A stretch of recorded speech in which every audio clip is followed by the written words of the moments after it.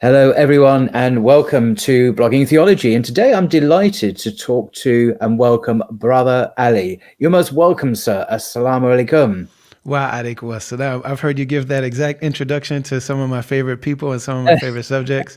And this is the first podcast that this is the first platform that I've ever asked, can I please be on, can I please come and talk to you? Oh, I'm deeply honoured, actually, that you should come on, actually, because this is you are a truly interesting person, and your life is quite extraordinary, as we will discover. And this is very unusual. In fact, I've never done this before. We're going to be playing some videos of your extraordinary work throughout the podcast, and so we can really appreciate, hopefully, what you have done and what you are doing.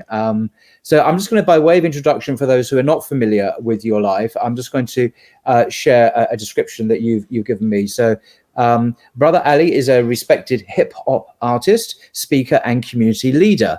His 2-decade resume includes 8 critically acclaimed albums, mentorships with iconic hip hop legends Chuck D and Rakim, and performances on late night shows with Jimmy Fallon and Conan O'Brien. This is in the United States, obviously, because you are a US citizen, American.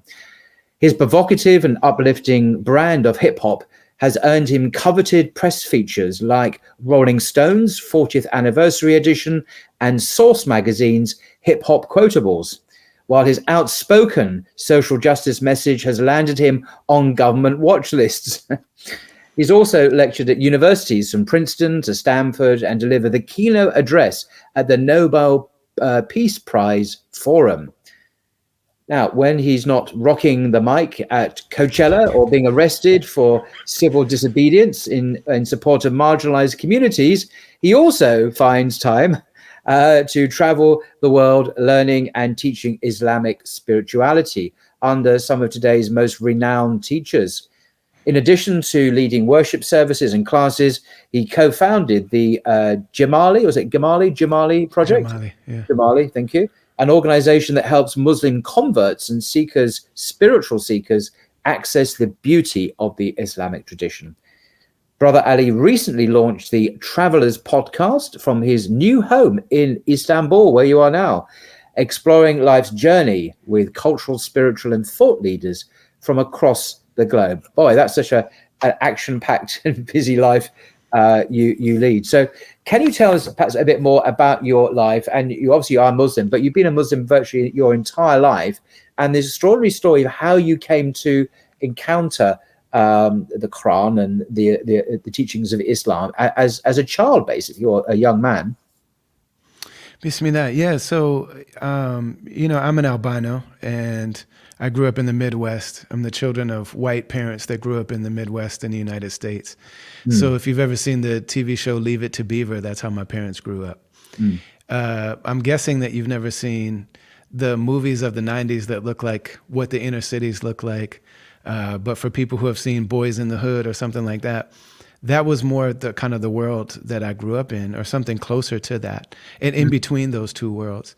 And the reason that I mention those things is that I was raised with parents that really believed in the modern Western white view of the world, of themselves, of the world, of America, and its inherent goodness and certain inherent truths. We were people that went to church on some sort of regular basis.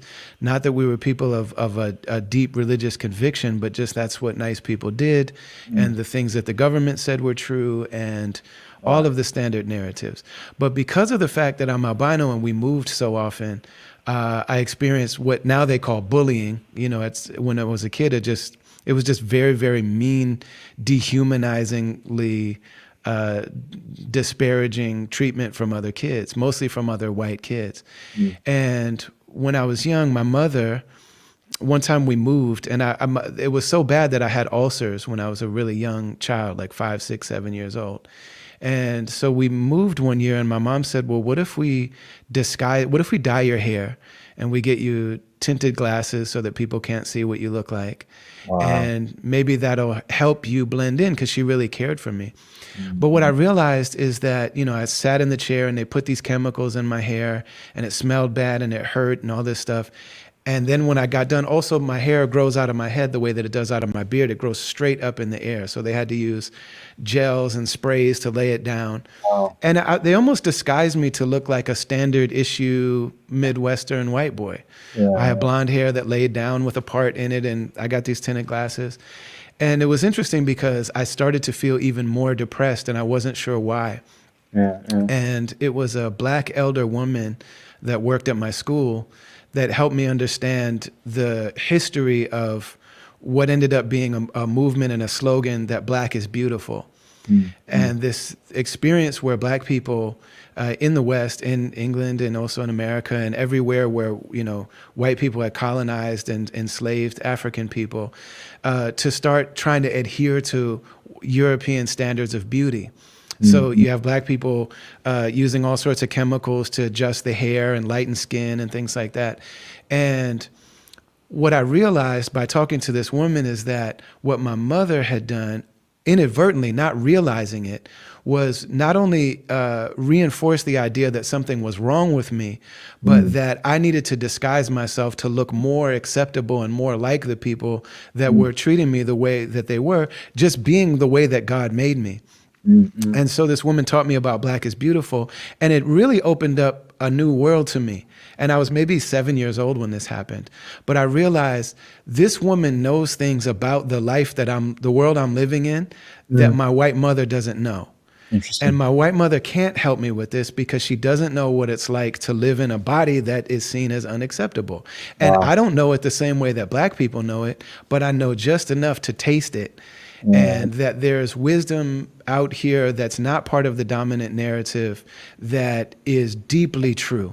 And it was presented to me through the lens of, if God wanted you to be normal, he would have made you look normal. God is training you for a big job in life. These were the things that were taught to me. And so from that point forward, all the important people in my life were Black. And I also knew that my parents and the white world did not know the truth about these people. That everything I saw on TV and heard on you know, in the news or in music and movies was all reducing them to this caricature that white people needed to believe. And of course, I'm not talking about all white people, but I mean the standard white society needed to believe that these people were less intelligent, that they were less human, that they were less dynamic, that they were less complex. And I knew that something very, very different was true. So when hip hop music came along, again, I'm 8 years old, and I'm thinking, like, this is the chance. Like, in this music, I'm hearing how funny my friends are, how loving they are, how intelligent they are, how imaginative they are, how creative they are. And I really thought, like, hip hop music could be the thing that could really expose the truth about the humanity of people. Yeah. And so I fell in love with it. And, you know, also in those early days, hip hop, when it was still under the control of the Black community, before it became mainstream, AKA white culture, that was controlled by the music industry, it was very dynamic and it was extremely positive. Even the people that would be understood to be gangster rappers, they talked about all the pitfalls and the downfalls of that type of life. They talked about a lot of the underlying truths. They talked about how exciting it can be to do crime, but also how heartbreaking and terrifying it can be. And I really felt like, and there was a deep love and admiration for Islam. The name Allah, the most genius hip hop artists were people like Rakim, who said all praise due to Allah and that's a blessing. He talked about, I just had this kind of understanding that the greatest and truest religion must be Islam. The real God, I don't know much about it, but the real God is Allah, according to these people. And the real book is the Quran. I wasn't sure how any of it worked, but I just had this idea. And there was a deep love for Minister Farrakhan. There was a deep love for Malcolm X, deep love for Muhammad Ali. And it was a feeling that if you really were serious about being a good person, you would become a Muslim. And so when I was 13, I went and saw my favorite hip hop artist, who was KRS-One, which is an acronym that means KRSONE, knowledge reigns supreme over nearly everyone. Right. He gave a lecture. Right. And during the question and answer section, I was 13 years old. I walked up to the mic and I said, I don't know if you make your music for me or not, but I've memorized every word you ever said. Like I was like a hafiz of KRS-One. And I said, when you're done, I have a book that he wrote called Stop the Violence. And I said, when all this is over, I know you're doing this lecture, but when you're done, if you could sign my book, I would appreciate it. So he brought me on stage in the middle of the lecture. And I stood on stage and watched my favorite rapper give a lecture. And Wow. in that moment, I looked at him and I looked at the audience and I said, oh, this is what I am. Wow. I knew it exactly in that moment. I could see it all as plain as day.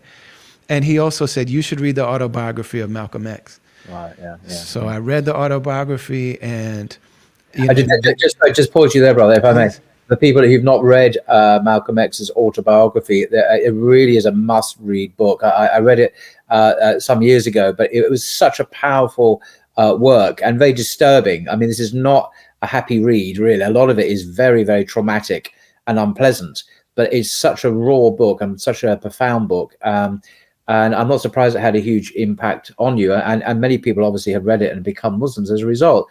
And in the end, you know, Malcolm X became a sort of mainstream Sunni Muslim, and sadly his life was taken away from us. But an extraordinary man, and so I just wanted to emphasize, I invite people to read it if you haven't. That's all. Thank you. Absolutely. And it's on audiobook now. There's been several versions of the audiobook. Ozzie Davis read it once. But there's one now with Lawrence Fishburne, the actor, reading it. Oh, that'd be And it's decent. It's pretty good, but it can be read now on listened to on audiobook on Audible and things like that. And I mean, absolutely. And so it took me a long time because I'm albino and partially blind, and so it took me a long time to read the book. And I initially, when he was in the Nation of Islam, first of all, I thought all of his critique and analysis and just observations about the racial reality in the world, I thought they were completely true, and I still do. And I'm like, this is the most honest person, and he was in the Midwest like I was, and it was incredible. And I said, you know, I'm probably not allowed to be a Muslim because in the Nation of Islam, it was a very an organization centered on Black spiritual freedom and redemption that would lead to the building of a Black nation and you know, people doing for self and a community that sustains itself. And even those ideologies, I still love those to this day. And I said, well, I'm probably not allowed to be a Muslim, but I'll just on my own believe what they believe and I'll do what they do. And at the end of the book, Malcolm ends up going to Hajj, and he says, he came home and said in a press conference, I met people who in the West would be called white because their skin had less melanin, but they didn't see themselves as white. Yeah. They had a different air. They had a different feeling about them. They know that they're part of the human family. And he said, I slept next to them. You know, I'm thinking probably Muzdalifah and Minna and things like that, or Muzdalifah. And, you know, so I'm sleeping next to them. I'm eating from the same plate, drinking from the same cup. Their eyes were blue. But he said, if the people in America who are been taught to see themselves as white would embrace Islam, it would teach them how to be human again. And so at that moment, I just said, oh, I'm a Muslim. I didn't know any Muslims. I didn't know how to be a Muslim. I didn't know what it was. I had a mixture of, this is, you know, 1992 or 3. So, you know, Muslims were handing out pamphlets at that time, probably mostly Salafis and Tablighi Jamaat were handing out a lot of pamphlets. I also went to the library and I got a Koran with a K, Koran. Oh, yeah. And then I was listening to these, what Dr. Sherman Jackson calls proto-Islamic groups. You know, these African-American groups that have ideas about Islam that are theologically and even in terms of their practice, there's a lot there that wouldn't be recognized in the global historical understanding of Islam. But they're groups that professed Islam and loved Islam. And these are people that we really looked up to, like the Nation of Islam, like the Moorish Science Temple of America, like Noble Drew Ali's group called the Nawabians, like the 5%, it's called the 5% Nation of Gods and Earth. These are all groups that we really looked up to and saw as being really beautiful people. And so I just had this strange amalgamation of all these different beliefs. And I was talking about them with my mom, and I was arguing with my parents and all this stuff. I was 13 to 15. Wow. And finally at 15, my mother, we lived in North Minneapolis, which is an almost entirely black neighborhood. But there was a little house mosque in that neighborhood, and there was a sign that said Masjid An-Nur. And my mother, I didn't know this until later, but there was a phone number, and she called the imam, who turns out that he ended up becoming the son-in-law of Imam Warithuddin Muhammad. So they were part of the community of Imam Warithuddin Muhammad, who was the son of Elijah Muhammad, who inherited the leadership of the Nation of Islam. And he's the one actually that told Malcolm X about Sunni Islam. And he said, if you're going to leave my father, go to Sunni Islam, believe in it, it's the truth. That's what you should do. And you join the Muslim world, and now you've got the entire Muslim world behind you. And you make a global case for the human rights of Africans in America and all over the world, which is amazing. So my mother called them and said, my son thinks he's a Muslim. And do you believe this? Do you believe that? All the stuff that I was regurgitating. Because she said, there's no way that what you're saying to me is a world religion. So she actually had a conversation with this imam. His name is Imam Matthew Ramadan. Allah preserve him, he's a beautiful man. And so he said, just bring me your son, just bring him here. So she drove by this house mosque and she said, I think there's Muslims in there. Because I was 15 years old, I'm a young, headstrong kid. She said, I think there's Muslims in there. And I looked at the sign and was like, yeah, I think you're right. She said, oh, would you ever want to go there? I had no idea they had a conversation until years later. Amazing. And she took me there, and I converted in that community. I was a young imam in that community. I worked full time there. Wow. We helped to build a mosque, like with a proper dome and arches and all that stuff. Yeah. And that was my early life and entrance to Islam. Thank you for that. That's an extraordinary story. I think this is a good place to play some music. Fast forwarding to your extraordinary life later on as a hip hop artist. So we'll start with the first one, which is this one, Uncle Sam. We'll play a few minutes of that, inshallah. So I'll just. Let me just see how I do this. There we go. It's been a while. Okay, and press play. The name of this song is Uncle Sam. It's a show tune, but the show ain't been written for it yet. We're gonna see if Tony Jerome and the band can make it work out for me. Straighten me out right quick. So just while it's playing, this was my first single. And this was distributed on Warner Brothers Records. And it's at 8 million views. This is my first single. Welcome to the United Snakes, land of the thief, home of the slave. Grand Imperial Guard, where the dollar is sacred and proud. Let's do the real, come on now. Smoke and mirrors, stripes and stars, stolen for the cross in the name of God. Bloodshed, genocide, rape and fraud, written to the pages of the law, good law. The cold continent latchkey child ran away one day and started acting foul. King of where the wild things are, daddy's proud, cause the Roman Empire done passed it down.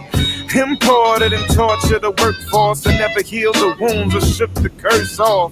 Now the grown-up Goliath nation holding open auditions for the part of David. Can you feel?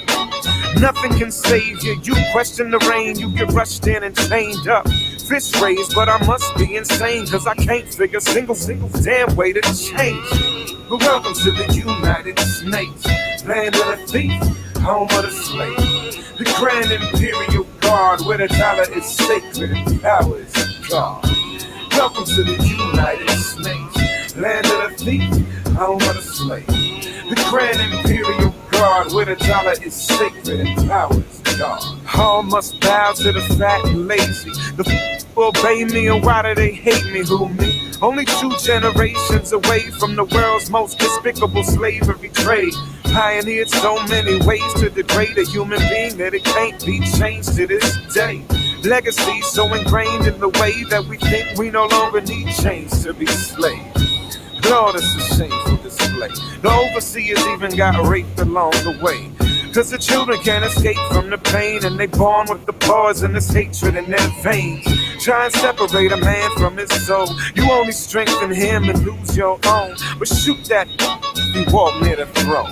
Remind him that this is my home. Now I'm gone. Welcome to the United Snakes, land of the thief, home of the slave. So just pause it there. As an incredible, You're a pretty good DJ there, Paul. that's an incredible piece of music.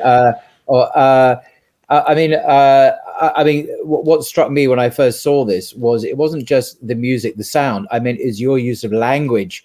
The words are very striking. Welcome to the United Snakes.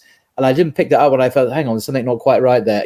Right from the beginning, you are, you're at it, you're critiquing, and you're portraying, and these powerful visual images of slavery, of suffering, of dispossession, and standing in front of the Washington this and the, it's on every level a very, very powerful work that you've created there, and it's got 8 million views. So do you want to say something about that particular piece? Well, this was during the Bush years, and this was during the post 9/11 years. This was during the time when, in September 11th, like we were encouraged in America to, they were really beating the war drums, and they were actively engaged in, the wars in Afghanistan and Iraq, and so this is a song talking about just the hypocrisy of that. The hypocrisy of calling another society, like the absolute gall of America, particularly my country, to point the finger at anyone else and call them violent, or to say that they don't value human life, or they don't value women, or they don't value people's rights, or they don't value all of the deep hypocrisies. And to say that as an American, standing at those monuments. And, like I said, I came up, maybe we didn't mention yet, but I came up in a really kind of like do-it-yourself manner, where we were really inspired by, punk rock bands and indie rock bands who basically made their music, and also early hip-hop music, where they, without the permission or asking anything from the music industry, created our own music, recorded it, pressed it up, and sold it. We went on tour. We performed it for anybody that would listen to us. And, we did things like, competitions and all sorts of things like that to be heard. And this was the first time that finally, after all of these years, this album was distributed by Warner Brothers, and I was finally on a bigger stage. So this is your first big hit, obviously. Yeah, this is my first actual single. I released music before that, but this was the first one to be distributed. Mm-hmm. And so, when I was first invited to perform on television on Conan O'Brien, I did this song. Oh, yeah. And so who were your audience? What was it? Particular segments of the Black community, or was it white people as well? I mean, was it more broad than just one particular section of the American society? That's a great question. So, when I started out, like I said, when I was young, like hip hop was in an almost entirely Black community. And there were also Puerto Ricans involved, but it was mostly Black. Mm-hmm. And I came along in a time when there were a number of particularly underground independent artists that were white. It was like the one white kid at the hip hop party that actually knew how to rap. Eminem was the one who became famous. Yeah. But there were a lot of those people that genuinely came from the culture and were talented, and really in a lot of ways felt like they had to overperform to even be allowed to participate. Mm-hmm. And so it just turned out that there was a network of those people. And so there were a lot of like emerging white hip hop audiences that had really listened to hip hop before. Yeah. And so I would go back and forth so I would spend half of the time performing for the audience, opening for and performing for the audience of people like Rakim and Public Enemy, like very militant Black artists, legendary artists. And then also performing for mostly white audiences. So in the beginning, it was kind of both. I would go back and forth between the two worlds. Mm-hmm. But the audience who seemed to have claimed me, and our audience is really, as performers, is a lot like our family. We really can't choose them. And so you just have to embrace and learn to love them for who they are. Yeah. And so I would say the audience that when I perform, the audience is overwhelmingly white. Or on the West Coast and in the South, it would be more brown, maybe like more Mexican. They're almost entirely not Muslim. And, there are people that listen to conscious, underground, independent hip hop. So not necessarily the hip hop music that's on the radio, that's made for the club and things like that, but music that still has a message and has some sort of idea behind it. Okay. Well, that's cool. Let's listen to another video. Just get it up, share screen. So I want to mention too, really quickly, that for anybody that goes back and listens to my music, in the early days of my music, for the first part of my musical career, I used profanity a lot. Okay. And so, for anybody that goes into that, and also you're very kind to have me on, and I'll say for you that it's not that you're, co-signing or approving of any of the things that I've done. We're doing this because we have a shared appreciation and just deep love for Islam. Yeah, absolutely. And, we'll come to the issue of the vexed question of Islam and music as well shortly, because this is the elephant in the room we must address, actually. Absolutely. But I just wanted to share another video called "Own Light." So this represents kind of like the shift. So there was a period where I was touring, and I was in the environment of touring and performing for a long time, and it had been a long time since I was a young imam at Masjid an-Nur, and I felt like I had a real spiritual low. And so one of my poet friends, Amir Suleiman, who's the greatest living poet, told me that I should perform the Hajj. He said, you have to go on Hajj. You have to pay special attention to visiting the Prophet Muhammad sallallahu alaihi wasallam. And so I made Hajj, and it was a real spiritual awakening. I almost wanted to stop and things.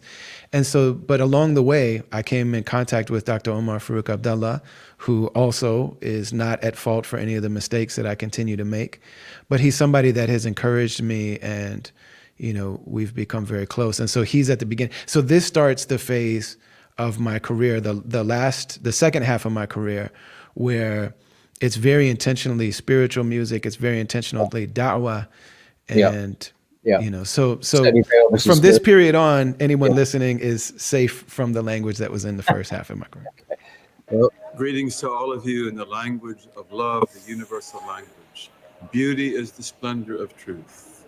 Use your hearts for what your hearts are for. Fill them with light. Do not fill them with darkness. The light of the human heart, when it's given faith, if it were opened up, it would blind the world. May this message give us eyes with which to see, ears with which to hear, and hearts with which to love each other and to love the world and to do good. Very beautiful. I asked him if he'd say, he inspired this song, so I asked him if he'd say something. He said, I don't know what to say. I said, just turn the camera on him and let him talk.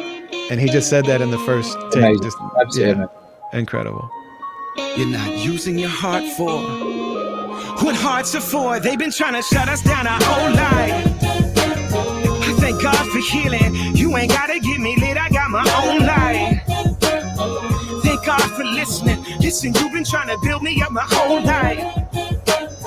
I thank God for building. You ain't gotta get me lit, I got my own life.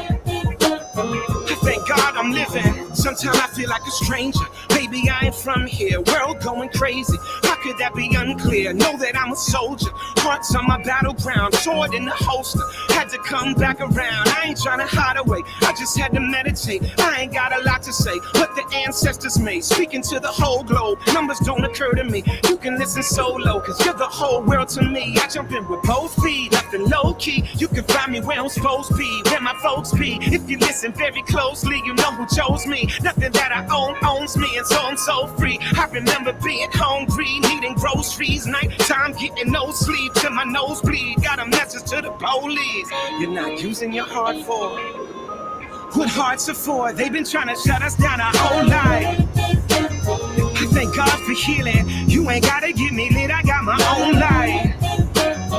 Thank God for listening. Listen, you've been trying to build me up my whole life. I thank God for building. You ain't gotta get me lit, I got my own life. I thank God I'm living.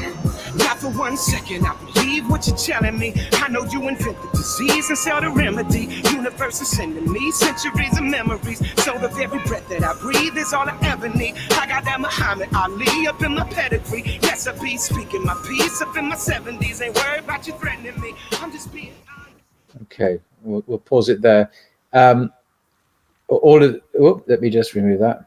Back we come. All the links to these videos I'll put in the description box below, so people can watch the whole video. Absolutely fascinating. I almost feel at some points you're almost about to start singing, but you're not. You never quite get there, but you're almost there. Almost. And but no, and it's very it's cliche, very poetic. I know you are, but and that there's a certain momentum to it. It kind of builds up and builds up, and it's extraordinary, really, actually.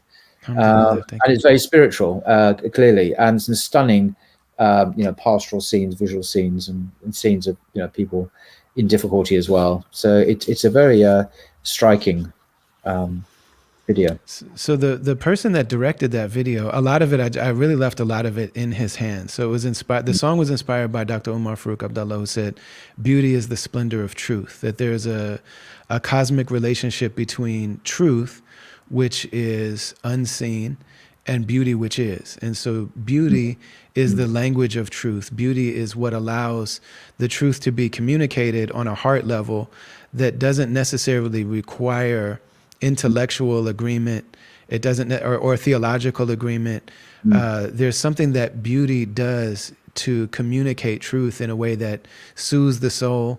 He actually conducted several, you can search "Beauty is the Splendor of Truth," Dr. Omar Abdullah, and you'll see him talking about this. And they talk about the necessity of beauty of all types in the classical Islamic tradition, both in the highest form being the writing and reciting of the Quran, but then also in things like geometry and gardening and architecture and city planning and the garments that we used.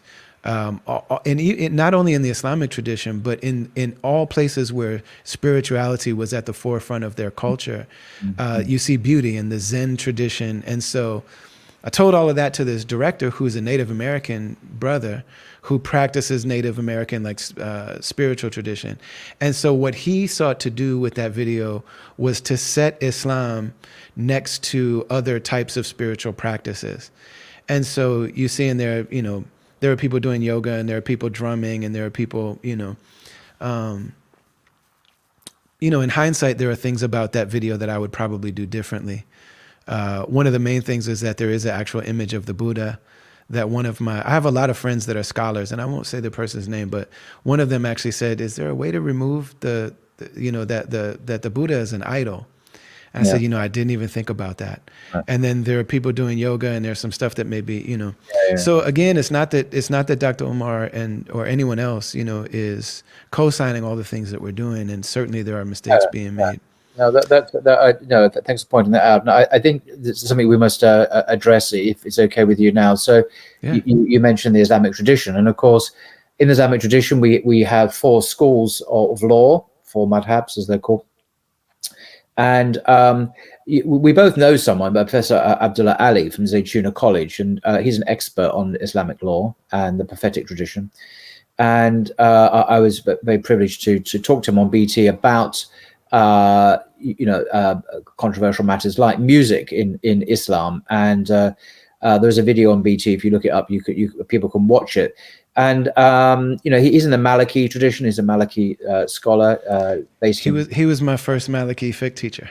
Right. So what he told me, and he's an expert, obviously, on Islamic law, is that the standard view, that's his phrase, of the 4 schools is that music, with 1 or 2 exceptions, is haram. It's forbidden to Muslims. The exceptions being that the daf, the kind of the drum, that can be used in certain contexts, and the human voice in certain contexts is fine as well.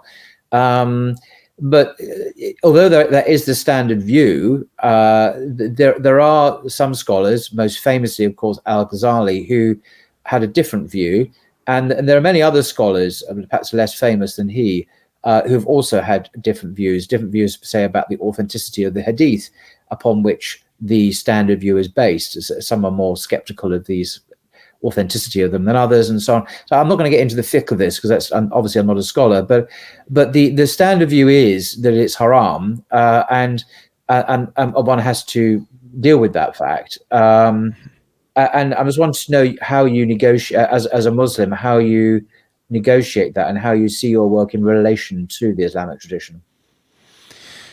Yeah, well, I mean, there are so many. That's a huge conversation, and I think one of the main things that's important to understand is, for me personally, one of the things that I really live with is,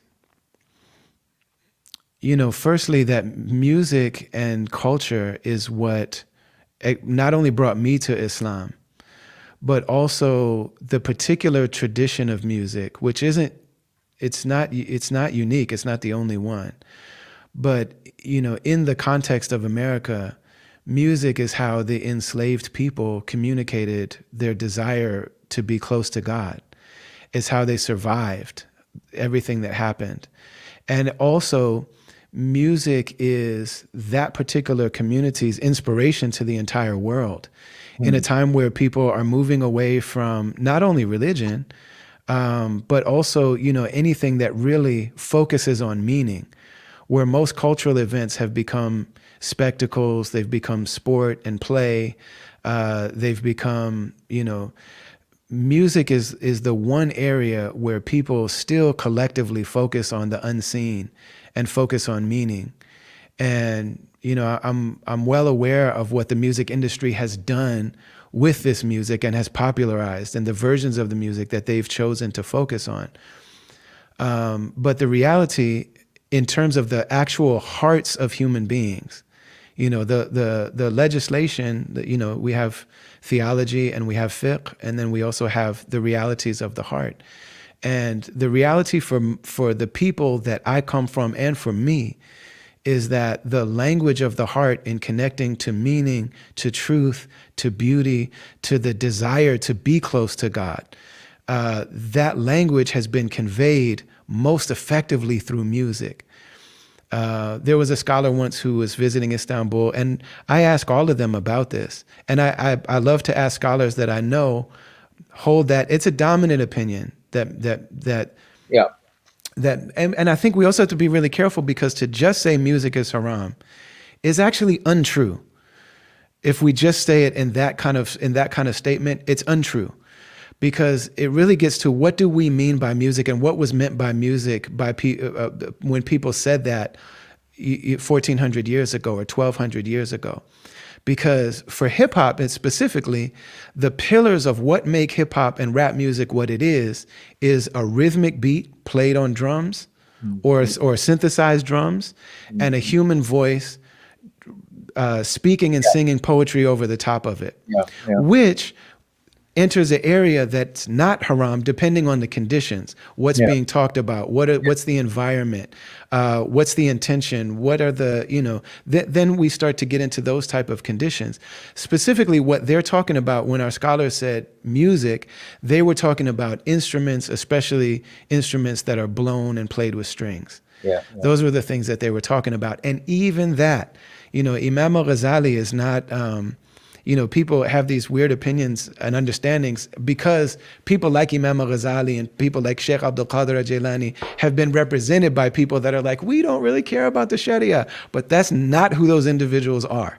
Those people are extremely rigid scholars and particularly Imam al-Ghazali, who says that, yes, for people of the outward, he says in The Alchemy of Happiness, for people whose religion doesn't include the heart, so for people who don't have a focus on tasawwuf as a science, as a reality, as something that, as they say, started as a reality without a name, and then unfortunately became a name without a reality, but dealing with the very true and necessary element of a human heart and the way that it experiences states and the way that it metabolizes the experiences on a heart level that we have.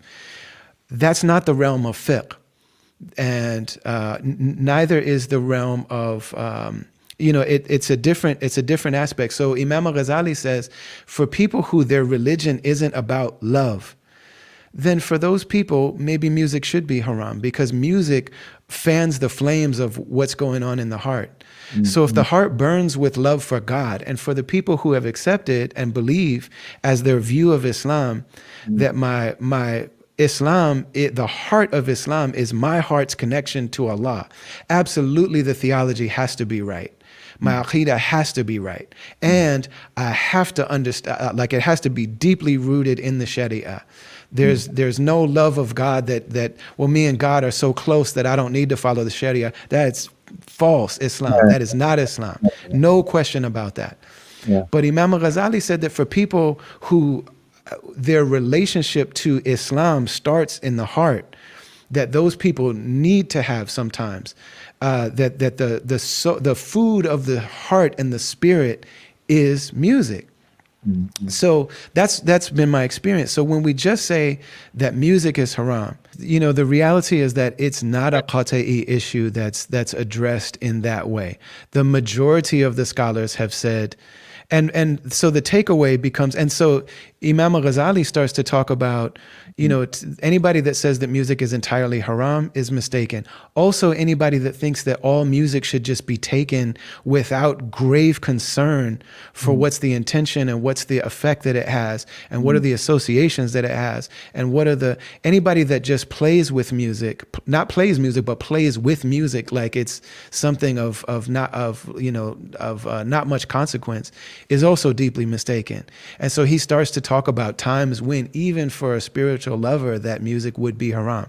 If there's lust involved for the person that's performing the music, if the music has something is related to, he said wine drinking and things like that. So if the music has an association with something that's haram. And then he also says that that the average person should really avoid doing it as a career. And so he says that the student comes to the sheikh and says, I want to sing as my profession or play music. And so the sheikh says, fast 3 days and nights without even eating at night. Don't eat or drink anything for 3 days and then come back to me. So the student comes back famished and says, I haven't eaten or drank anything. And the sheikh says, well, what's your favorite meal? What do you desire most in this moment? And so he tells him what it is, and the sheikh orders it to be prepared and puts it in front of him and says, in this moment, if you would rather eat this food than perform music, then eat the food and perform and just sing to yourself, basically. Like, you can't perform in public. But if you would rather perform, sing and make music, then you do have permission to do so. And what's taken from the meaning of that is that for a person who is looking to, there are so many low passions and desires that can be achieved through performing in front of people, that if that's the drive, if the drive is to be famous or to gain access to people's hearts so you can manipulate them or gain their favor or something like that, then that's not acceptable and that should be avoided. But if a person truly is looking to express their deep longing for and their deep connection with the divine, then that is something that could perhaps be good. But so it's very clear that it's not something to be played with. It's something to be taken very seriously. And I asked a scholar one time that was visiting that I know believes, he's a Maliki scholar as well. He was my wife's first Maliki fiqh teacher. And so I asked him, I said, me and my friend Yasin Bey, who used to go by Most Def, he's also a very, dedicated Muslim. We talk about this all the time. And he's actually really sometimes I would say perturbed by this. It's something that comes back for him a lot. And so I said, what do you think? And he said, well, as a scholar, as if I have my fiqh hat on, if I have my qadi hat on, he said, I believe the dominant opinion that it's haram, that playing instruments is haram. Now, he said there is a conversation for hip hop artists, because if you have the drum and then you have poetry being spoken over it, poetry is something that we absolutely love universally. Even the Prophet ﷺ, it's reported in a hadith that there was a Sahaba that was riding on a beast with the Prophet ﷺ, and he was reciting the lines of a Jahili poet named Umay ibn Abi Salt. and he would recite a line of poetry. Now, this was a person who was alive during the time of the Messenger of Allah sallallahu and rejected him. He was a kafir, and he died that way. Wow. But he recited a line, and he said that he recited one line, and they said the Prophet sallallahu said, "Eh." It was like, oh. So he said another one, and the Prophet sallallahu "Eh." And he went on like this, reciting line after line after line after line of poetry. And the Prophet ﷺ said, this man's poetry, Umayyah ibn Abi Salt, is full of so much wisdom that it almost rendered him a believer. Wow. But he said his mouth speaks the truth while his heart rejects it. Wow. And of course, the Prophet ﷺ built a pulpit in his mosque for Hassan bin Thabit radiallahu anh. And he said that when Hassan bin Thabit is creating and reciting his poetry, he's being inspired by the angel Jibreel alayhi salam. So poetry is something that we obviously have a high regard for. And oftentimes poetry was, not always, but oftentimes poetry was recited along with drums specifically. Drums and poetry are the basic foundation of hip hop. So Wow. if we're saying that music is haram, it is, I would ask someone much more qualified than us. And Abdullah bin Hamid Ali is somebody that would know, because he also knows hip hop. Yeah, it's not, Yeah, he's a mutual friend. Should we just pause there a second and watch and listen to another video? Sure. Never Learn. As you called it. I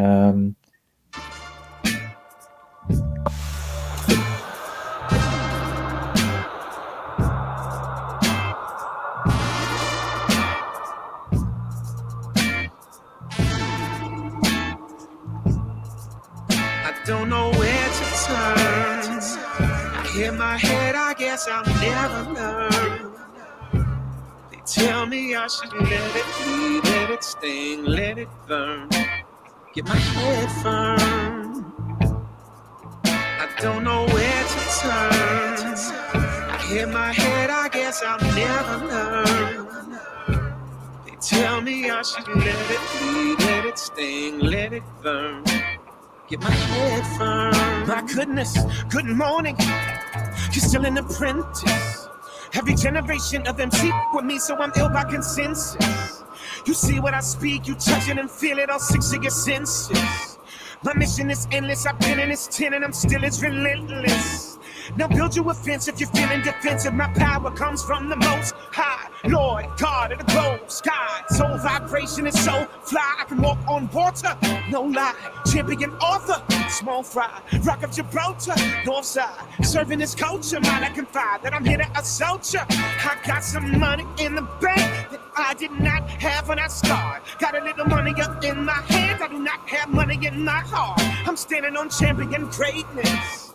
I cannot claim it cause that's the creator. I stand up and state it. That's not bragging, it's praying. That's what I'm saying. I don't know where to turn. I hit my head, I guess I'll never learn. They tell me I should let it bleed, let it sting, let it burn. Get my head firm. I don't know where to turn. I hit my head, I guess I'll never learn. Tell me I should let it bleed, let it sting, let it burn. Get my head firm. Yeah, have it. Yeah, I do. I was standing on stage when my hero died. Feel the heartbeat of my people's cry. Nation 1933 bow ties. Light of the dean gleaming in your eyes. Even when the tears flow down both sides, you know I sacrificed your whole life. You can go ahead, let your soul fly, cause the whole tribe bloodline flow through mine. Listen, we love to fight, cause we fight for love. The poor righteous sons where the diamonds from. Libraries are transcribing us, and our ancestors are more alive than us. Put down everything you're trying to clutch, your undying lust to see the climate just. Baby, we ride till our time is up. That's just the divine in us. I don't know where to turn. Okay, gosh, where was that filmed? Actually, that was filmed at Abiquiu, New Mexico. Oh, what we call Albuquerque? Is that the same place? It's actually a different place. It's very confusing, but it's called Abiquiu. Oh, Abiquiu. No, I've been to Albuquerque in New Mexico, but not to that place. So, no, it's stunning. Yeah, that's an Adobe mosque built by converts. Very, very beautiful place. And and intentionally, there are some things in this video that might be seen as controversial. But remember that the audience is it's not intended for a Muslim audience. It's intended for a non-Muslim audience, and that's who receives the music. And when you play the next video, we'll see some footage of that. But so understand that this is Islam being shown to a non-Muslim hip hop audience in a way that they've never seen it and considered it before. So these two young women that are teenagers, by the way, they appear older, but they're teenagers. I've known them since they were born. Their parents are converts. We converted around the same time. Now, some might look at what they're doing and say like, oh, they were women dancing. The intention for what they do, their intention is not to dance. It's considered movement. Right. And it's an expressive movement that there's a scholar that I won't mention, but he said what they're doing is actually not from dance. What they're doing should be understood as part of war. Because of the fact that the trauma and the pain that was visited upon African American people, who majority of the people, or at least a very large number of enslaved Africans that were stolen from Africa, that were robbed of their names and culture and knowledge of their religion, a lot of them were Muslim. Some of them were descendants of Ahlul Bayt. Some of them are descendants of the great Sahaba. A lot of them were Huffaz of the Quran. Exactly. What you're saying is such an important point. And many Americans today, perhaps most, don't realize that Muslims are not newcomers to America. They were there from the beginning or before in their millions. That they were brought over, as you say, in slavery to the United States, but usually sold to Christian slave owners. And they had to practice their faith in secret, or that their Christian slave masters stopped them worshipping God. Is an appalling story of a kind of religious genocide, in a way, committed by Christians on vast scale against huge numbers of Muslims. And it's a story that's not really been told much. I mean, there are some scholars who have explored this, but the real numbers involved are probably vast numbers of Muslims who were captured by Christians, and they weren't allowed to pray. But they were allowed to sing. So this is what I mean. If the Palestinians, like, we didn't have social media at this time. Sorry, I didn't mean to cut you off. I'm so sorry. But they were allowed to sing. So if the Palestinians were taken to another land, if they were taken away from Palestine, and may Allah give us and them complete success in Palestine. But if they were taken to another place, and there was no video, there were no records, there were no phones of what had happened. And then over the course of centuries, their names were changed. They were not allowed to speak Arabic. They weren't allowed to pray. They weren't allowed to know. They were split up from their families. They were split up from their culture. But if the people sang the way that people in Philistine sing, they sing and they play the oud, and they have the daf, and they have qasaid, and they have all of these things. If they were to continue to sing, and then not from the intervention of the Muslim world, African people were not brought back to Islam because Muslims came and did da'wah. This music that people used to communicate with the Most High, with Allah subhanahu wa ta'ala, through the language of Christianity, but through that same spirituality that comes from West Africa. The blues music and jazz, which became jazz music, rock and roll music, gospel music, the same, almost like, we talk about maqams in classical Islamic music. And those things were actually brought into the tradition of American music. And so this is the way that people were brought back to Islam, oftentimes through proto-Islamic movements like the Nation of Islam and others, without the Muslims giving mass da'wah to people.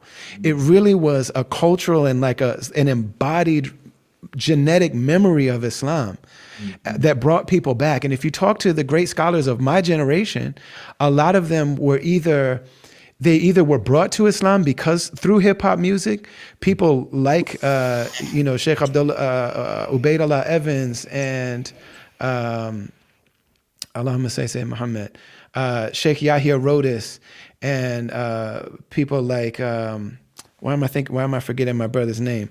He used to go by Imam Will. I can see his face, and for whatever reason, I can't remember his name. But some very prominent Islamic scholars of our generation came to Islam through hip hop music and culture. And so this is something that this culture and this music is one of the asbab, one of the main asbab, the main means by which Allah brought people to Islam, whether people like it or not. And some of our scholars have a saying, it's not from the hadith as far as I understand, but they say whoever rejects the means that Allah chose to deliver whatever he delivered has rejected the wisdom of Allah. Likewise, a person whoever attributes power in those things in and of themselves has associated partners with Allah. But these are the means by which Allah brought people back. And if we just imagine, like, if the Palestinians were in this place and music is and culture is essentially what allowed for the hearts to speak and to yearn for Islam and to become Muslim and to produce Hufadh of Quran, to produce scholars, to produce, like, if we were to say to our dear beloved friend and teacher, Abdullah bin Hamid Ali, yes, that's the role. That's the standard belief about certain musical instruments. But what do you know to be true about the relationship between Islam and hip hop, especially as a cultural phenomenon? Oh, yeah. So I must point out, and I actually asked my producer to extract that clip of the video, much longer video, where Professor Abdullah Ali speaks about music, because he goes on immediately afterwards to talk about compassion in the Sharia. And this idea that when you become a Muslim, you suddenly stop doing absolutely everything. You suddenly become overnight something completely different. There are many exceptions to that in the seerah, in the life of the Prophet, in the way he spoke, the way he understood and walked with his companions. So I'm going to create that as a standalone video and put it up later, actually, because we forget the compassion not we forget, but some people maybe don't realize the great compassion in this Sharia, in the life of the Prophet, and on be peace, in these issues, without necessarily therefore saying ultimately they're right, but nevertheless that we don't just condemn. We, particularly with new Muslims or people living in the West who have a different context. It's so I personally don't have any conflict with music in and of itself. I don't have any internal conflict whatsoever. And, and I've thought about this and prayed about it, and I continue to think about it and pray about it. I personally don't have conflict with music in and of itself. I believe that music should be taken very, very seriously, and it shouldn't be played with. And I believe that we should have something that we don't have, which is a communal conversation about how should music be engaged in a way that's completely halal and that's beneficial, and that we as a community can get behind, and also the support of people who are creative and people who are artists. I mentioned Amir Suleiman, his poetry is like, if you're in a room or even in an outdoor space at a music festival, what Dave Chappelle said is when Amir Suleiman comes on, he changes the weather. Like literally you see the visceral reaction inside of people's hearts when Amir Suleiman does what he does. Now, there are people that have, and organizations, I have to say Iman in Chicago, the Inner City Muslim Action Network, is extremely supportive of musicians, of Islamic culture. And, it's through that organization that I met Dr. Omar Farouk. So they have retreats where they bring artists together with scholars and just have them be in space together and to cultivate the conversation, and so that they can hear, where each other are coming from, and so that they can become aware of each other. But we think about, like, there's no question that what Amir Suleiman's doing is not only halal, but it's beneficial, it's good, it's recommended, it's sunnah. And our community, as a community, we don't support that man. We don't celebrate him. He should be at least in the English-speaking world, should be understood as a poet laureate. That's who he is. That's what he is. But Amir Suleiman supports his family by performing at shows and by, writing. People love his words so much they hire him to write. So if there's a positive character in a movie or a TV series, Amir will write the positive words for that character to speak. Right. But he'll only write true things that are words of wisdom. He won't write anything that's. Yeah. And Hollywood will bring him in to write. And a lot of times he's not always given credit for that stuff. But, you know, so I look at the videos like the one that we just saw, and I could see why some Muslims might not like it. And they might have judgments of me and things like that. And I say, you might be right. Also, I see it as a type of fard kifaya, that if there's a space, and there is, that hip hop music, you know, A Tribe Called Quest was just inducted into the Rock and Roll Hall of Fame last night. And they were inducted by Dave Chappelle. The night that right after Donald Trump was elected in America, Saturday Night Live was hosted by that same group of people. Dave Chappelle was the host. Tribe Called Quest were the musical guests. I'm getting goosebumps. And they were the people that spoke to America about how we get through this moment. The people that will be most targeted by all of this vitriolic language. Black men that had lived through the 70s, 80s, 90s, during the crack epidemic, during the Black Lives Matter time. These are people that have lived through all of this stuff in our lifetime. And they're all Muslim. Dave Chappelle is Muslim. You know, Busta Rhymes was on stage. All the people that were there to help America cope with what was happening are Muslim. So the form of that people want to hear them use to speak is hip hop music and culture. So this is a reality that Allah created. So it's one thing to say it's haram. It's another thing to say, like, are there ways that we can engage the reality that Allah has given us? Culture is, to me, as important as politics, if not more. There are a lot of things that people do in politics that might not be halal. But culture is the politics of the heart. And it's the reason that people get up and have the strength to keep moving. And it also, you know, I asked this scholar that came through Istanbul, and, you know, we love each other. And he said, if I have my faqih hat on, I just have to tell you that I believe that, he said, I believe it's a minor sin to have instruments playing in your music. He said, but if I take that and I put on the civilization hat of how do, Dr. Omar Farouk Abdullah wrote a paper called Islam and the Cultural Imperative. He said, these Muslim societies and cultures that are still very viable and very well, like Turkey, where I live. Turkey, in a lot of ways, was built around the ney flute and the oud, which are the two types of instruments that are specifically mentioned. He said, in civilization building, Muslims have used these things to speak to the hearts of their people. So that's another reality that also needs to be considered. And so I would never say that we should take something that's objectively and universally understood to be haram. So like I wouldn't say the same thing for, pornography or marijuana or something else, But for something especially where there is a conversation around, are there ways that we can engage these things that would be good? I think it's extremely important that as a community that we at least have an understanding for the fact that this has, whether people, Allah says in the Quran that if we don't respect and we don't deal properly with this guidance, that Allah will bring another people and that they'll love him and he'll love them, and they won't fear the criticism of criticizers. Mm-hmm. And look at the fact that so many people, it wasn't people from traditional Muslim lands that made me and my friends want to be Muslims, many of whom are scholars. That's not who invited us. Rakim invited us. Brand Nubian invited us. KRS-One invited us. And a lot of these people aren't even Muslim, but they loved and they deeply respected Islam. And the door to the hearts of the people is open through this particular cultural expression that is not in and of itself haram. Sorry. Playing the drum and speaking poetry over it, that specific type of expression, it's not unequivocally haram. And so as a community, we're making a huge mistake, by paying more attention to who is or isn't the president, or whether or not we have legislators that are Muslim.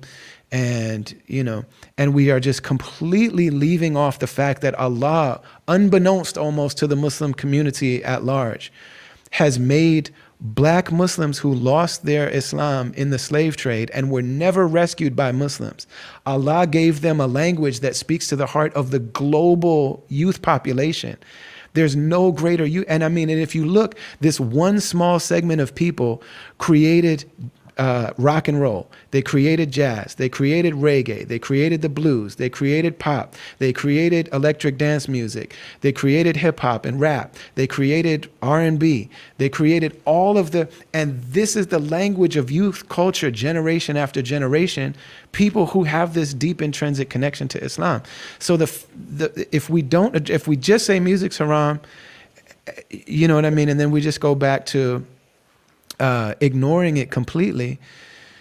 It's like, okay, but show me the person that can stand up and speak. And also athletes. I mean, it's very similar to the fact that, is boxing halal or haram? And does that change the fact of who Muhammad Ali is? You know what I mean? Was his outer always covered? Is it halal to hit people in the face? We look at who's our brother? Khabib. Alhamdulillah, I know you guys don't like it. I know you don't like this, guys, but alhamdulillah. He beat Conor McGregor, and not long after that, he stopped fighting because, he said in that beautiful Dagestani accent, it's not halal to smash face, but there's a reality that Muhammad Ali is still Muhammad Ali, whether we like it or not. Okay, but shall we pause and have a look at another one of your extraordinary? Sorry, man, no, we'll come back to it in a second. Let's just have a quick look at this. So this is going to be footage of the Own Light tour from the I did it again, huh? Yeah. from that album. Yeah, I know. And again, there's a lot that people could critique here, and I'm not saying that they're wrong. And some of these things that I do in these videos, I don't do them anymore because I've been studying more, and I've, Trying to unfriend me in real life. I want it all real. So that's my audience. I mean, that's Yeah. 1,500 people that paid to see a guy named Brother Ali. They're saying every word. And these are audiences across the United States. And you see in the background there's Islamic geometry and patterns. I mean, there's a sister who tattooed the words of Rumi and Imam Warithuddin Muhammad on her arms. Tattoos are haram, no question. No question. I've also recently helped a tattoo artist convert to Islam, and we're having a conversation about what do we do about that. It's like, well, maybe you can be a great calligrapher someday. It ain't easy when it's real. In my heart, I feel all your greatness. And baby, we can make it. So these are other great hip hop artists backstage. There's my wife who is very pregnant at the time. But that's Sway Calloway. So for people who know Sway is one of the greatest hip hop journalists. There's me performing for 30,000 people with the two sisters that do the movement that we were talking about.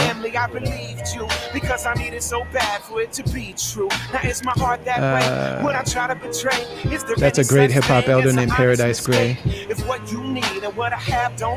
Jasiri X, who is a former minister in the Nation of Islam. This is the backstage scene. You'll see Azhar Usman. You'll see, the people from Iman. These are all. I believe maybe Dr. Omar Farouk Abdullah was at that show. That's Minister Abel Muhammad, who's a Spanish-speaking minister in the Nation of Islam. It's me at NPR, National Public Radio. There's Imam Talib Abdul Rashid in Harlem. So that's what I'm doing during the day while we're on tour. If your beauty is closer than an arm's length, you'd be hard pressed to tell me that it's far-fetched. I know I hurt you though, you took it personal. But what's love if the essence isn't merciful? And I see no need. These are people singing along all the words. I'd rather just forgive and forget. Oh my God. You see me shake hands with a couple women in this video. Because I still need your patience. Hear me when I say it. And a lot of these things that I'm learning and working out as I go, it's like, so I'm signing this for this woman, you know what I mean? And this woman is maybe in a different context, someone might try to be intimate with her if she comes to a show, you know what I mean? And in this context, it's like we're connecting based on the truth. Like whatever you see in here in the music that speaks to you is a message from the divine. And so this is an age-old conversation that's been happening between the fuqaha and the Sufis. I know it's good to revisit from time to time, and you've clearly achieved incredible success. and celebrity in the United States. But I know that perhaps in our final part of our discussion, and there's a final video we're going to look in a minute, inshallah, that things in the last, particularly in the last year, obviously we're ever mindful of what's happening in Palestine. Yeah. There's another video you produced about 7 months ago called the Collapse, which is a very much darker. The last video we saw was very joyful, very positive, very upbeat, literally upbeat. This last and next video, the Collapse, is very different, and it had consequences, did it not, for you in terms of your professional life? So I've obviously always been really outspoken, and I went on a national tour back last year in November, and this was immediately, after October. And, since then I was posting, like most of us were, about Philistine, and my podcast shifted to talking about Philistine. And I've always talked about Philistine. I actually did there was a movie done by the great film director named Jonathan Demme, who directed Philadelphia and Silence of the Lambs. He made a documentary about former U.S. President Jimmy Carter, who's a deeply Christian man who wrote a book called Palestine, Peace, Not Apartheid. And he's 100 years old, by the way. I think even this week. I mean, it's extraordinary. He's lived to 100. Yeah. Allah preserve him and guide him. He's the one U.S. president that's like, I love him, Yeah. We're, in any case. So he did a documentary, Jonathan Demme did a documentary about Jimmy Carter's book tour for his book, Palestine, Peace, Not Apartheid. And he used one of my songs as Jimmy Carter's theme music. And he also commissioned me to make a song that I made called Philistine David. So that was 2007. I've been talking about this for a long time. In any case, so I got on stage every night on that tour, and I said, free Palestine from the river to the sea. And it was very early, and that wasn't being said in public. And I would just hear the crowd erupt because, like I said, that was before the encampments, and it was before a lot of celebrities had spoken up. And the promoters of the concerts were really troubled by that. And, so this year has been the first year ever that I've had no bookings. I haven't had a single booking all year. Which is how I typically feed my family. Allah is al-Razaq, and Allah has been providing for us. And it's just, I really can't even say how we've been able to live this year, but it's been fine, alhamdulillah. But zero bookings. Even during the pandemic, I was performing in festivals in fields where people are in their cars, quarantined, and performing outside and things like that. First year that literally nothing.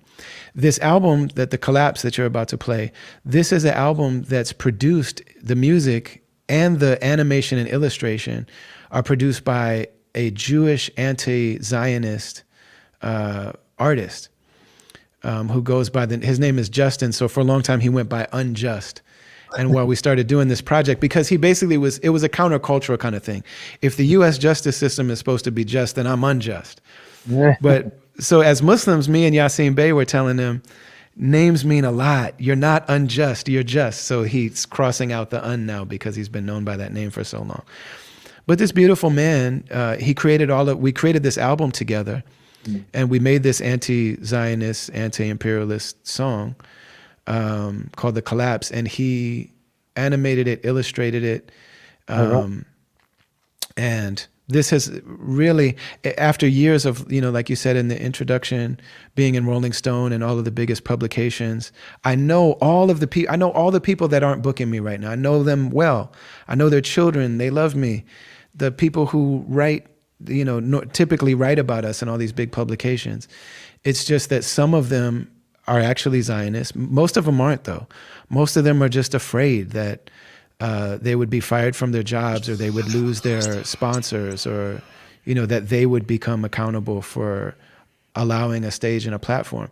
And this is one of those times that I'm extremely aware of the fact that as a global Muslim community, for someone in my position, we have no support structure for people that are in this position.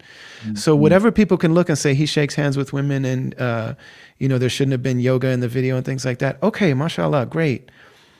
But I'm figuring this out for myself.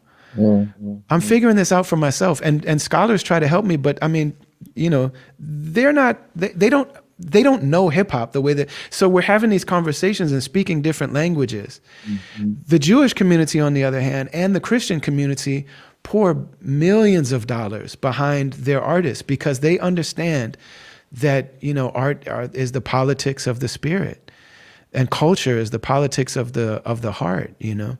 Mm-hmm. And so there's a lot of support. Similarly, where people might support a Muslim politician and maybe they have to sign on to an entire charter that includes things that maybe we don't agree with.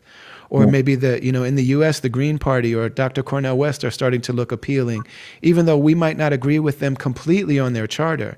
But there are areas where it's extremely wise for our community to be intentional, you know. Okay. So, alhamdulillah Yeah, thank you.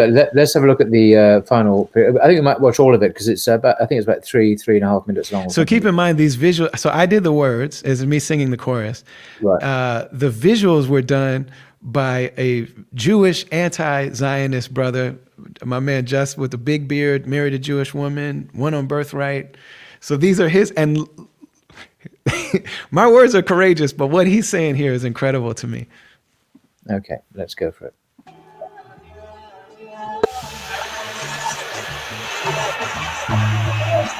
Everyone kept dancing while it was all collapsing.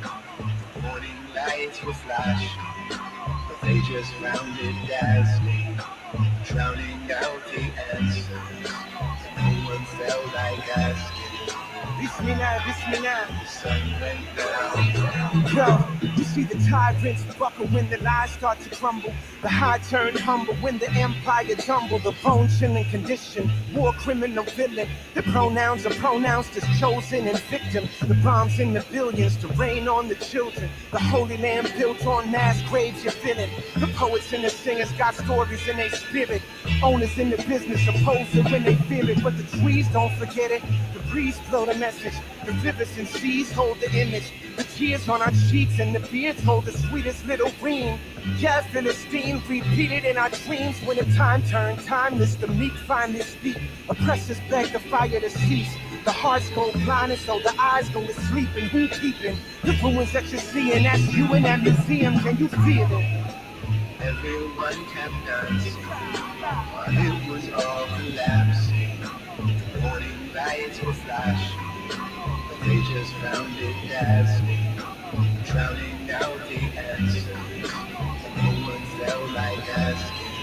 Bismillah, Bismillah. The sun went down. They battled and oppressed each other where they rest. The weak ones left for better dwellings and they welcomed them as guests. But love wasn't present in their breasts. They only knew the power to devour and possess. They raided and invaded their spaces in their flesh. Called them terrorists when they resist their own violence, they called defense. Fear was at the center of their lens, so the more people they killed, the more horrified they get.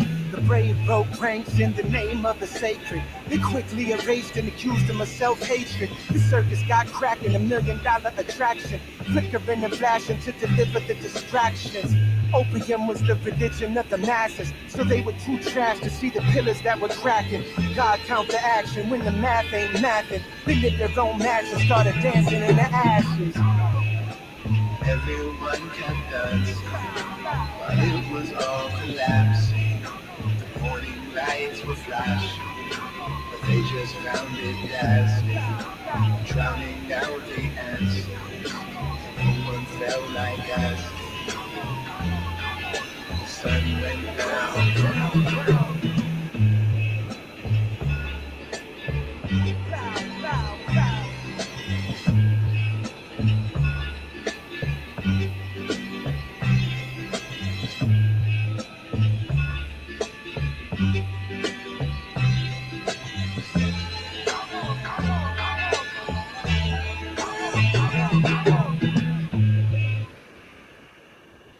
It's amazing to me that he made the decision as a Jewish brother to animate and illustrate the colonialists as pigs.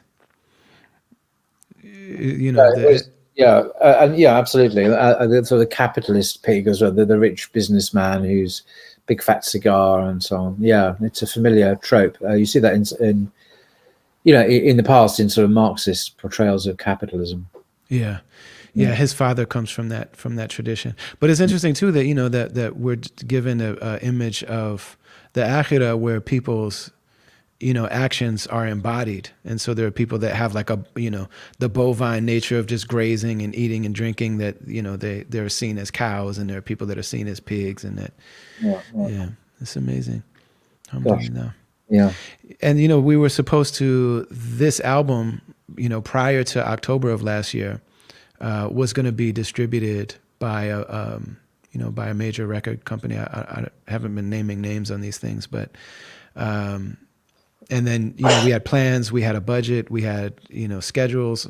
We didn't have the contract yet, but then after October, they were supporting like really Zionist tropes, and they just ghosted us, and so we were left holding all of the expenses for that project. We weren't able to get any press for it. And this is the first Islamic platform that I've talked about it on, or that that just, it's something that I don't even think that the world knows that this project even happened, because I was shadow banned on social media. I've made a lot of statements and I've had a lot of consequences before, but nothing like this. I mean, this was the most absolute, where the door was slammed completely shut. Yeah. My booking agent couldn't even, who's a Jewish woman who supports my right to say what I'm saying, she couldn't even get me booked for a private event. So I went from playing all those stages that you showed on the previous video to like I couldn't even get on a private event, Alhamdulillah. What are you working on now? You are working on various projects. So what can you share with us your current activity? So I have a project coming, an album coming called Satisfied Soul. The idea is from Nefs al-Mutma'inna, that that's what we're striving for. What Allah describes in the Quran is the soul who's satisfied and at rest and at peace. When I left America and came to Istanbul, it was during the pandemic. Also, our city of Minneapolis, and particularly our neighborhood, was on fire because the police murdered George Floyd, and there was just a lot of unrest and a lot of pain. And I stepped away from a independent record label that I was working with for a long time, and it was a time when I sometimes you just know you need to heal. It's like I'm in pain and I'm beat up. Similarly, when I went to Hajj for the first time. And so we decided to come to Istanbul. My wife had done one of the Rihla trips that Imam Zaid Shakir and Sheikh Hamza Yusuf and those folks do. And so she had come here to study. And she always said that someday we'll live in Istanbul. So we came during that time. And I intended to make an album about the process of healing. And then I realized one day that it was just, that it had happened. It wasn't the long drawn out process that I thought it would be. That Allah just really delivered this feeling of, it's a blessing. It's harmful, but when the dunya reveals itself to be what it is, it's a blessing. It's like, if someone's racist, you would rather know than have them smile in your face and the whole time they actually dislike you. And for the dunya to reveal itself as like, the Prophet ﷺ said, "Ad-dunya mal'una, mal'unan ma fiha, illa dhikrullah wa ma wala." Like, the dunya is cursed and everything in it is cursed, except for what can be used for the remembrance of God. Like maybe hip hop music, but anything that reminds us of the true nature of things is good. And it just almost overnight, it just landed on me that way, and so I made an album just in a way celebrating that. So that will be coming out soon, inshallah. Yep. And as you can see on the screen there is your website, which is at brotherali.com. So it couldn't be easier to find. And lots of information there about your work, events, podcasts, shop catalog, booking, and so on. And more videos on YouTube there for you to enjoy. Lots of videos there, and you can sign up to get updates about new music, concerts, podcasts, and merchandise as well at the bottom. So do have a look at that, brotherali.com. but a fantastic photograph, I must say. Alhamdulillah. That was at a big venue in Colorado called Red Rocks. It's one of the iconic venues where all the, it's literally a concert venue that's in a mountain. It's outdoors in a mountain. Yeah, it's very striking. Well, I think that's a good place to conclude. And thank you so much for sharing the extraordinary story of your life and your amazing work with so many people. Actually, it's a very unusual life. I don't mean that in a patronizing way. It's a very unusual life there, and there's much of interest. And even though hip hop is not my natural music I listen to, I've begun to appreciate why people enjoy it through listening to your music. Actually, there's something very interesting. The way you use language, the poetry, and the incisive social message and commentary that's particularly in that last video, but in all of your videos actually, it is very striking, and it makes it compelling to watch and listen to. So Alhamdulillah. And I told you this off air, but I want to say here too that man, I really appreciate your podcast and these conversations, and also your social media stuff. We have so many people that think that in order to share Islam, they have to pretend to be a scholar, and that they have to take up the clothes and the language and all this kind of stuff and names and things like that. The fact that you are just a man named Paul who is deeply in love with this tradition and is just so inquisitive about it, and that you create the platform. And I love the very like deep, just natural reverence that you have for women and what they have to offer. And so I hope people don't associate you with any mistakes, or anyone else with any mistakes.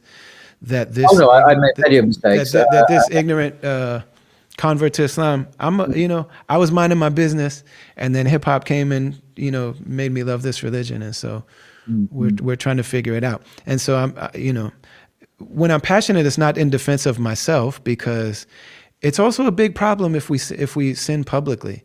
It's not a small problem. It's a big problem to sin publicly.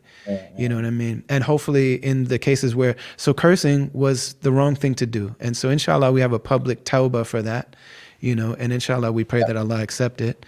And it's a catastrophe that there's anyone that meets me at this stage in my life, there's 10 years of really vulgar rap music with beautiful messages, but the language is vulgar. And I can't do anything about that right now. Well, people must have the maturity to show compassion and understanding. We're all at fault in our different various ways, so we should be understanding. Particularly, as you say, you've done tawbah and you've moved on, and we all make mistakes. So I'm sure the wise amongst us will see beyond. And what is important to me, is that the experience of human beings in their quest to reconnect with Allah via Islam, and the way that they've done that, has been truly incredible. And that in that search and in that relationship, they created a cultural and musical and artistic art form that is speaking to the world. And, the same way that, Malcolm X's family said to the Muslims, you need to reclaim Malcolm, because people really understand Malcolm as the Black liberation leader that he is and was. But she said also Malcolm was a very devoutly, very serious Muslim, and the Muslims need to reclaim Malcolm.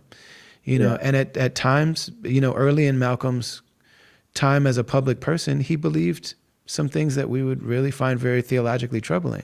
That's not how he passed, but what he means to people is incredible. And the same with Muhammad Ali, and the same with others, I would say the same with Rumi, actually, to reclaim Rumi for Islam, because the way he has been mistranslated and misrepresented by some very famous American poets, Coleman Barks and others. Arguably, I was reading an extraordinary review in the New York Times about this, how he has been Rumi was de-Islamicized.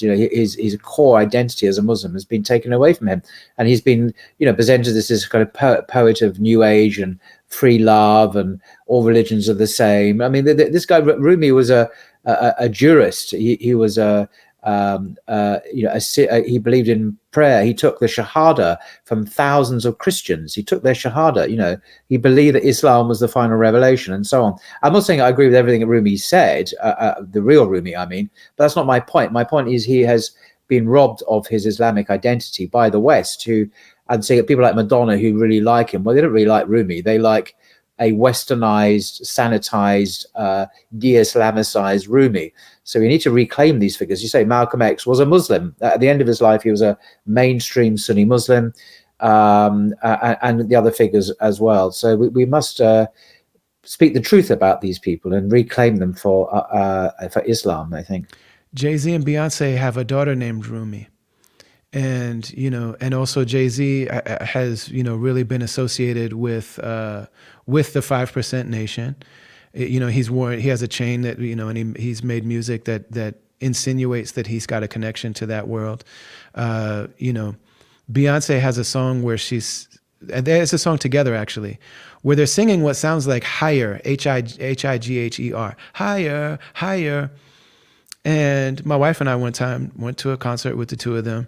It's funny because, you know, she texted my daughter. She said, Daddy's been looking down the entire time that Beyonce's on stage and he's only watching Jay-Z because she hasn't had pants on. She must be freezing, my wife said. She must be so cold. But during that time, she said, sing this with me. It's Haya. It's one of the names of God and it means life. So, you know, there are openings there. And, you know, the Rasul Sallallahu, when there were openings, he honored the people who had an openness, you know, and so what I'm passionate for isn't myself because Allah takes care of me, alhamdulillah, and whatever mistakes that we're making, I just have a good opinion of Allah that he's going to rectify those things for us if we're sincere, and may we be sincere, inshallah. But the Muslim world is missing a major opportunity that exists now. It's not one that we're hoping to one day create. It's a reality that exists. And I think that because also of the racism, I think that if these were white Americans who had created an art form that spoke to the world, and had also, you know, not only in the art form, but I mean, Black Americans built from the 1930s through the 1970s, built an entire school system that was it was called Muhammad University of Islam across America. They had the largest non-mainstream news publication, and it's called Muhammad Speaks. You know, these are things that happened, and these were done strictly between Allah and human beings that wanted to know him and be close to him. And the Muslim world has almost acted like they didn't happen at all. And I think that if it was just people that look like us that had done these things, I think that they would be celebrated. They would be celebrated, embraced, supported, and corrected. It's like, okay, if I'm wrong, correct me, and others, you know. And but also there's got to be some acknowledgement that there's value here, not only for us as individuals, but for the human souls that were calling out to Allah in the bellies of ships, and ever since then, and weren't allowed to pray, and so they sang, you know. So that's the important part to me. Absolutely. All right. Well, thank you very much indeed, Brother Ali, for your time. There you are in Istanbul. I'm in London, and it's been an absolute pleasure to talk to you and hear about your extraordinary life and work. And inshallah, people will listen to your story with understanding and wisdom and compassion, because we all make mistakes, of course. And you've been very humble in your approach to this. So thank you for that example of humility for all of us. Actually, none of us are going to be brave on the Day of Judgment. on the Day of Judgment, we're just going to be saying, please, please, please, please, please, forgive me and don't purify me. Forgive us, don't purify us. We just want to be forgiven. We don't want to have to be purified. So if the person that had the greatest life ever, you know, in the dunya, dipped their finger in the fire and forgot every pleasure. Amazing hadith in Bukhari. Yeah, that's extraordinary, very striking hadith. So, yeah, well, thank you very much, Brother Ali, and appreciate your time. And thank you so much, dear brother. Assalamu alaikum. Wa alaikum assalam wa rahmatullah.